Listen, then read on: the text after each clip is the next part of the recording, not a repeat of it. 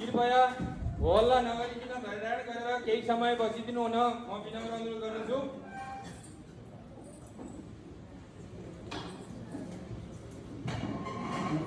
यस हलमा गरिमामय साहबहरू, साथीहरू, मेडमज्यूहरूमा हार्दिक नमन, जय गोरख एवं न्यानो अभिवादन। आज हामी स्पेशल फ्रन्टियर फोर्सका भूभू सैनिकहरू हाम्रा पुर्खाले देखाएको पथमा हिँड्दै गर्दा पल्टनमा भेट भएर सँगै जागिर गरेर पेन्सन आएपछि आज हुन गइरहेको यो पहिलो चौमासिक भेटघाट, मिलन तथा बसाई एक अविस्मरणीय पल हुनेमा कुनै दुई मत छैन। यसरी एकै स्थानमा भेला भएर हाम्रा हक अधिकारका कुरा गर्न पाउँदा मात्र होइन, रिटायर जीवनका दुःख सुख एक आपसमा बाँड्न र साट्न पाउँदा अति नै हर्षोल्लासमय स्थितिको सिर्जना भएको हामी सबैले अनुभव गरिरहेका छौँ।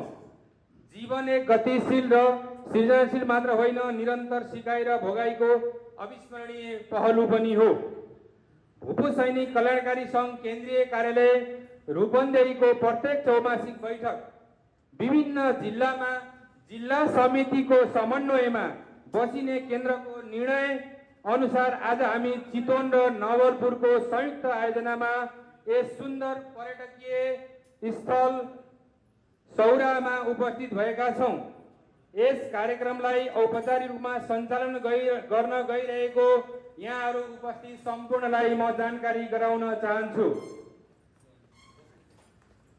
यस भूभू सैनिक कल्याणकारी सङ्घको चौमासिक बैठक सुरु गर्नुभन्दा अगाडि अध्यक्षताको आसन ग्रहण गर्नको लागि यसै भूभू सैनिक कल्याणकारी सङ्घका अध्यक्षको लागि हार्दिक अनुरोध गर्दछु।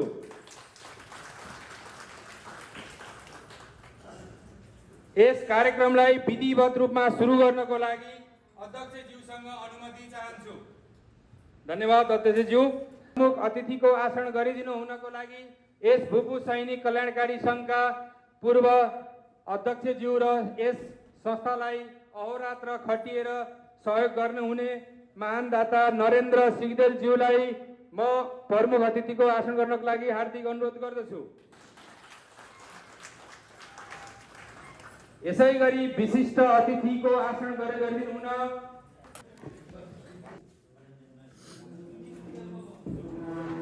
ज्यूलाई आसन गर्नको लागि हार्दिक अनुरोध गर्दछु।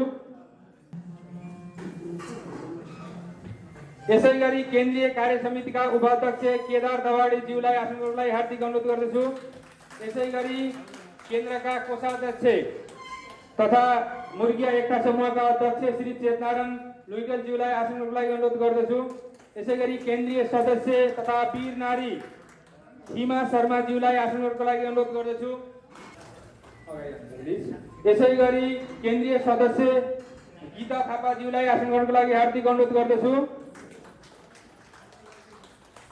यसै गरी सबै जिल्लाका जिल्ला अध्यक्ष तथा जिल्ला प्रतिनिधिज्यूहरू म नाम लिन्छु, कृपया आसन गर्नको लागि अगाडि आउनुहोला। तनहुँ जिल्लादेखि अतिथिज्यू, विशिष्ट अतिथिज्यू, सम्मानित विशिष्ट सरदार साहेबान,